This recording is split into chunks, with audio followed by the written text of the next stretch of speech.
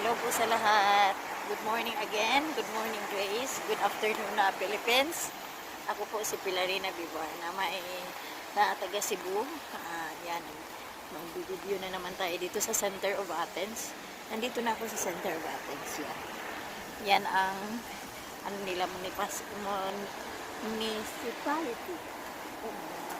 Ibang-ibang dito, mga ibang ano ba yan? Embahada dito. Maraming embahada dito sa nadaanan ko ng United States na embahada. Tapos dito na ako ng Center of Athens. Doon, Center of Athens na yan, Sindagma. So tatawid ako mamaya dyan.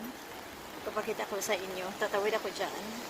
So kasi dito kasi sa Grace, sasakay pa ako ng metro sana, MRT, pero hindi na ako sasakay ng MRT kasi maaga pa ako.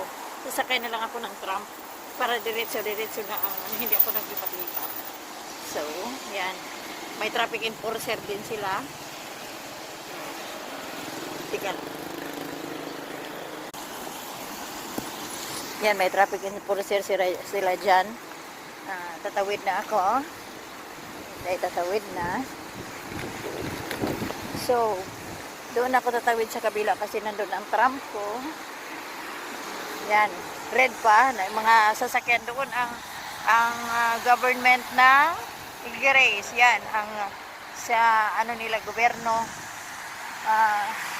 President, House of the President of Grace. Yan ang Sindagma.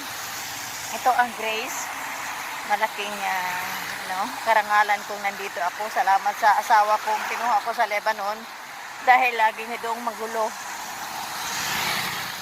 Magulo sila doon. Kaya nagpapasalamat ako sa Panginoon na may kumuha sa akin. Yan, tatawid na si Inday. Tatawid na ako. Kasi tatawid pa ako sa kabila. Doon pa ako sa kabila. Kasi nandun ang tram ko. Nandun, naghihintay ang tram. Kung saan siya lulugar. Yon. Dito na naman ako sa kabila tatawid, mga Inday. Oy, mga Inday, nag-red pa.